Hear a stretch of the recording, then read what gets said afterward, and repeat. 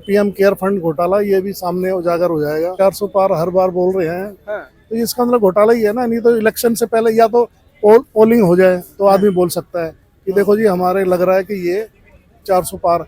आप एक साल पहले से ही कह रहे हो 400 पार है, तो हर आदमी बोलता है अब की बार मोदी सरकार। ये मोदी सरकार बोल बोल के ना इन्होंने बीजेपी को तो खत्म ही कर दिया, क्योंकि बीजेपी का तो नाम ही नहीं ले रहा कोई। किल परेशान, किसान परेशान, मजदूर परेशान, बेरोजगारी, तो इतने मुद्दे हैं। और ये खाली जो है ना जनता को भ्रमित कर रहे हैं, हमने ये कर दिया वो कर दिया।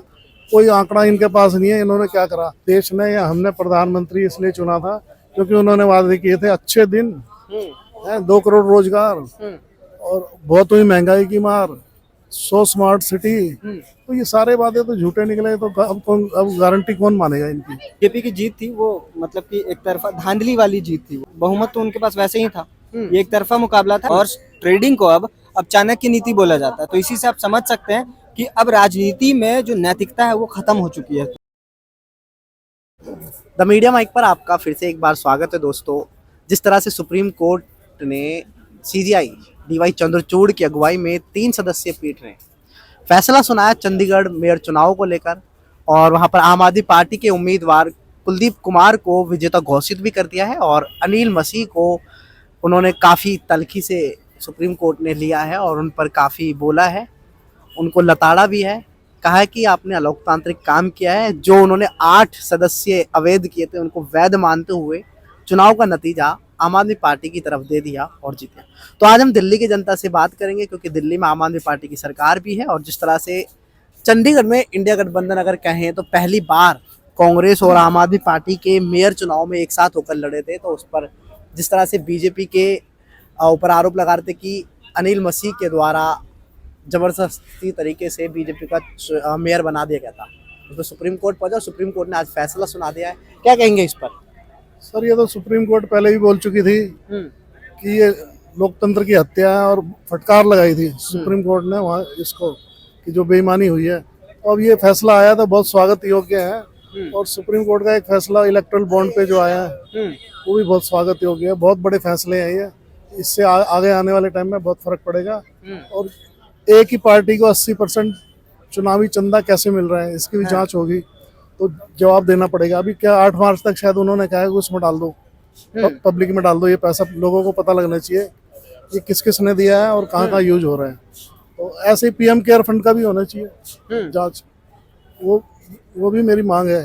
अच्छा, उसमें भी पता लगेगा कि क्या घोटाला का वो पैसा कहाँ गया, कि कैसे यूज हुआ। आरटीआई उसमें लगती नहीं। तो ये तो सुप्रीम कोर्ट में केस डालना चाहिए। ये चल रहा होगा, मेरे को अभी पता नहीं है। ये जो है पीएम केयर फंड घोटाला ये भी सामने उजागर हो जाएगा अगर कोर्ट चाहेगी तो अगर इतने छोटे छोटे इलेक्शनों में इतनी धांधली हो रही है, तो ये जो 400 पार हर बार बोल रहे हैं, तो इसका मतलब घोटाला ही है ना। नहीं तो इलेक्शन से पहले या तो पोलिंग हो जाए तो आदमी बोल सकता है कि देखो जी हमारे लग रहा है कि ये 400 पार।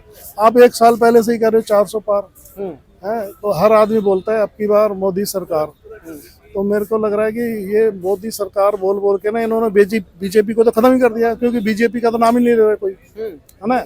और फिर ये कहते हैं हम दुनिया की सबसे बड़ी पार्टी और मजबूत पार्टी है। तो मजबूत पार्टी कैसे है भैया? तुम इधर उधर नीतीश कुमार को तुम ले रहे हो, एकनाथ शिंदे को तुम तोड़ रहे हो, अशोक चौहान को तुमने तोड़ लिया, इसको तो मांझी को तुमने ले लिया। और ये सब बैसाखियां ढूंढ रहे हैं आगे चलने के लिए। इनको पता है इनके 200 भी नहीं आ रही मेरे ख्याल से। तो ये घबराए हुए हैं, इसलिए तोड़फोड़ कर रहे हैं। चंडीगढ़ में भी तोड़फोड़ करी, 3 निगम पार्षदों को ले लिया अपनी तरफ। लेकिन सुप्रीम कोर्ट ने जिस तरह से झटका दिया, दूसरा चुनाव ही नहीं किया, क्योंकि जिस तरह से 3 को लेकर उन्होंने एक समीकरण बिठा लिया था कि 17 हो गए हैं, 19 चाहिए, एक सांसद को हो जाएगा, किरण खैर जी हैं, और एक अकाली दल से हैं, वो हमारे पास में 19 पे हम जीत कर लेंगे। लेकिन सुप्रीम कोर्ट ने चुनाव ही रद्द कर दिया है, पिछली वोटों के मुताबिक ही चुनाव की घोषणा कर दी और विजेता कुलदीप कुमार को दिया है। इसको आप किस तरह से देखते हैं? अगर इंडिया अलायंस के लिहाज से भी देखें और सुप्रीम कोर्ट के जिस तरह से ये निर्णय आया है, इस पर आने वाले 24 में, और जिस तरह से ईवीएम का भी सवाल उठता रहता है, इस पर किस तरह से देखते हैं आप? बिल्कुल बिल्कुल। अभी ईवीएम का केस भी मेरे ख्याल से सुप्रीम कोर्ट में ही चल रहा है। तो ईवीएम से क्योंकि बड़ा उस प्रदर्शन हो रहा है, तो वकील परेशान, किसान परेशान, मजदूर परेशान, बेरोजगारी, तो इतने मुद्दे हैं। और ये खाली जो है ना जनता को भ्रमित कर रहे हैं, हमने ये कर दिया वो कर दिया। कोई आंकड़ा इनके पास नहीं है, इन्होंने क्या करा। किसानों की हत्या के जो आत्महत्या कर रहे हैं वो आंकड़े बंद कर दिए, बेरोजगारी के आंकड़े देने बंद कर दिए, पहले आते थे पिछली सरकारों में, है ना। तो ये खाली हवा हवा में पोस्टर लगा लगा के हमने ये कर दिया वो कर दिया, कोई नहीं मान रहा भैया। अभी आयुष्मान योजना का ये CGM में वो आई थी रिपोर्ट, हाँ CAG कि एक ही फोन नंबर पे इतने, तो वो भी घोटाला ही है। तो इतने घोटाले हो रहे हैं कि लोग पता ही नहीं। मेरे ख्याल से अगर इनकी जांच होगी तो ये सारे लोग जो बने बैठे हैं ना, ये सब जेल में ही होंगे ज़्यादातर। तो इनका बुरा टाइम आ गया है। और अब इलेक्ट्रल बॉन्ड पे ज़्यादा फर्क पड़ेगा जब आएगा ना कि किसने किसको दिया। तो अभी पता लगा है कि विजय माल्या वगैरह भी पता नहीं 32,000 करोड़ कितना। कृष्ण जी और सुदामा जी का भी नाम लेते हुए जिस तरह से उन्होंने बताया कि एक पोटली चावल दे दिए थे कल की धाम में, जिस तरह शिलान्यास किया प्रधानमंत्री जी ने, एक तरह से सुप्रीम कोर्ट पर सवाल ही खड़ा कर दिया कि अपील डाल दी जाएगी और भ्रष्टाचार दे दिया। इस तरह से ये इलेक्ट्रल बॉन्ड कोई जो फैसला था उसके खिलाफ दिया है, क्या घबरा गए हैं क्या? बिल्कुल घबरा गए हैं। देखो ऐसा है, हम देश ने या हमने प्रधानमंत्री इसलिए चुना था क्योंकि उन्होंने वादे किए थे अच्छे दिन, 2 करोड़ रोजगार और बहुत हुई महंगाई की मार, 100 स्मार्ट सिटी। तो ये सारे वादे तो झूठे निकले। तो अब गारंटी कौन मानेगा इनकी? सारे वादे झूठे निकले ना। तो जनता परेशान है, जवान परेशान है, किसान परेशान है। क्या कहेंगे भैया मेयर चुनाव को लेकर, जिस तरह से सुप्रीम कोर्ट ने फैसला सुनाया है अपना कि आम आदमी पार्टी के उम्मीदवार कुलदीप को विजेता घोषित कर दिया है, क्या तर्क है इस पर, क्या कहेंगे? तो ये तो इसके videos already social media platform पे मतलब कि हम देख सकते हैं, क्योंकि वीडियोस से हमें खुद पता चलता है कि वहाँ पे ऑलरेडी जो अधिकारी थे वो जो बैलेट पेपर है उस पर मार्क बना रहे थे।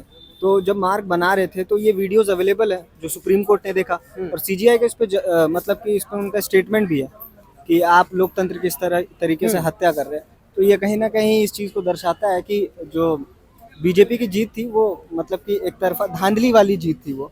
और अब तो जैसा हम देख सकते हैं कि अभी जो सुप्रीम कोर्ट का जजमेंट है उसमें उन्होंने कहा है कि अब आम आदमी पार्टी और कांग्रेस के जो उम्मीदवार थे अब उनको उन्होंने विजयी घोषित कर दिया, क्योंकि खुले तौर पर वो साफ था 13 जो सीट थे वो आम आदमी पार्टी के पास थे और 7 कांग्रेस के पास थे। 20 बहुमत तो उनके पास वैसे ही था। ये एक तरफा मुकाबला था, लेकिन क्योंकि ये धांधली हुई थी इस वजह से जो बीजेपी के जो कैंडिडेट थे उन्होंने जीत हासिल की। देखिए इसके अलावा बीजेपी ने एक समीकरण भी बिठा लिया था।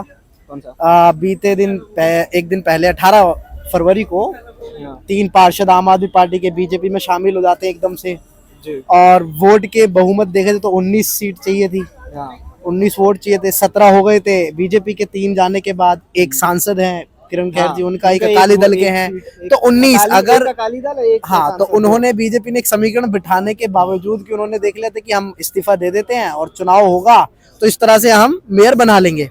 लेकिन ये बीजेपी का जो हथकंडा था, जो दाव था, वो कहीं ना कहीं सुप्रीम कोर्ट ने फेल भी कर दिया है। और वो जो 3 पार्षद आम आदमी पार्टी से गए और उनके करियर पर उनके अब सवाल निशान ये है कि वो अब क्या करेंगे। तो क्या कहते हैं वैसे जिस तरह से ये, और इस पे CGI ने भी तल्खी करी थी कि गठजोड़ किया जा रहा है, दल बदल हो रहा है, तो इसलिए चुनाव जल्दी से जल्दी कराया जाए। देखिए इन सबको देखते हुए चुनाव नहीं किया जाए। आज के वक्त में हॉर्स ट्रेडिंग एकदम आम हो चुका है, जिसको चाणक्य नीति का अब नाम दिया जाने लगा है। हॉर्स ट्रेडिंग को अब चाणक्य नीति बोला जाता है। तो इसी से आप समझ सकते हैं कि अब राजनीति में जो नैतिकता है वो खत्म हो चुकी है पूरी तरह से।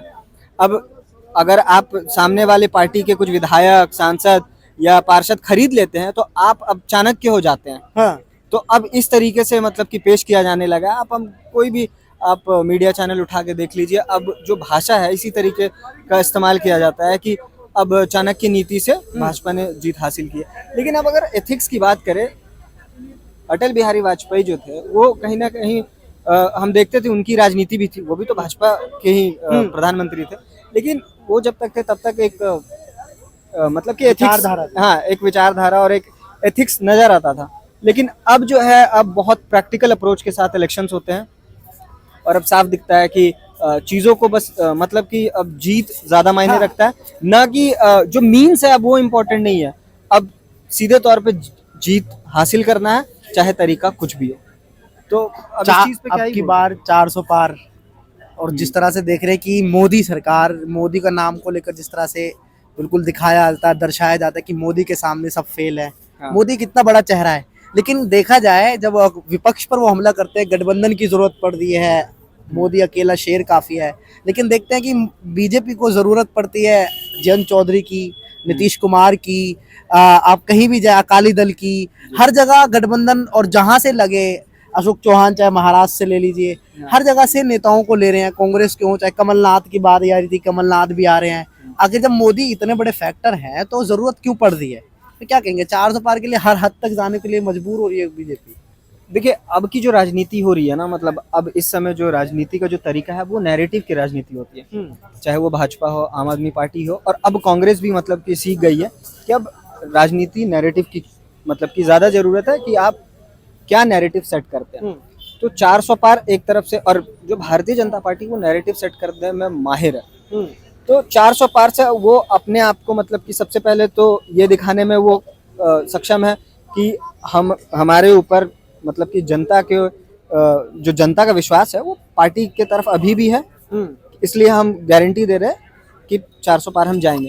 लेकिन अब उसके अलावा अब 400 पार जाएंगे ये उन्होंने दावा किया है, अब लेकिन कैसे जाएंगे ये तरीके भी वो अब मतलब कि जो भी टेक्निकलिटीज होती है, चाहे वो पार्टी तोड़ मचोड़ के किसी तरीके से हो, चाहे वो शिवसेना को हम देख सकते हैं, जेडीयू को हो, कोई भी पार्टी हम देख सकते हैं कि किस तरह से कई पार्टियां टूटी है जो भाजपा के अलायंस में जो पार्टियां थी। तो अब 400 पार जाए या ना जाए वो फर्क, उससे फर्क नहीं पड़ता, क्योंकि इस समय अपोजिशन कमजोर है। तो 400 पार चली भी जाएगी तो इसमें कोई ज्यादा फर्क नहीं आएगा। लेकिन आप 400 पार चलिए, आप सीट लेके आ जाइएगा तो आपके पार्टी के तौर पे ये आपकी जीत देखी जाएगी कि हाँ आपने पार्टी के तौर पे बहुत मतलब कि मुकाम हासिल किया है। लेकिन सरकार के तौर पे आप क्या कर रहे हैं? जो 5 साल में आप काम करते हैं तो सरकार के तौर पे आप काम क्या कर रहे हैं, वो पॉलिसीज आपके क्या होंगे? 400 से तो ये दिख रहा है कि जनता पे भरोसा करिए, चलिए हम मान लेते हैं एक पल के लिए, लेकिन अब आप जनता के लिए क्या कर रहे हैं? क्या लेके आए हैं उनके लिए? किसान जो है आंदोलन कर रहे हैं, जो युवा बेरोजगार, अभी हमने देखा कि उत्तर प्रदेश में जो पुलिस भर्ती की एक वीडियो सामने आया था कानपुर स्टेशन पे, वहाँ पे 60,000 भर्ती के लिए लाखों लाख युवा वहाँ पे खड़े थे रेलवे स्टेशन पे। तो ये बेरोजगारी का आलम दिखाता है कि क्या हालत है बेरोजगारी में। एमएसएमई की क्या हालत है ये हम सबको पता है। किस विषय पे सरकार बस बता दे कि उनकी क्या मतलब कि किस वजह से कौन सी पॉलिसी उनकी कामयाब हुई है, वो सरकार को भी आना चाहिए कुछ चीज़ों को लेके। हाँ कुछ है जो उन्होंने बेहतर किया है, लेकिन उसके दम पे जो ये फ्रेम एक बना रहे हैं वो सही नहीं लगता।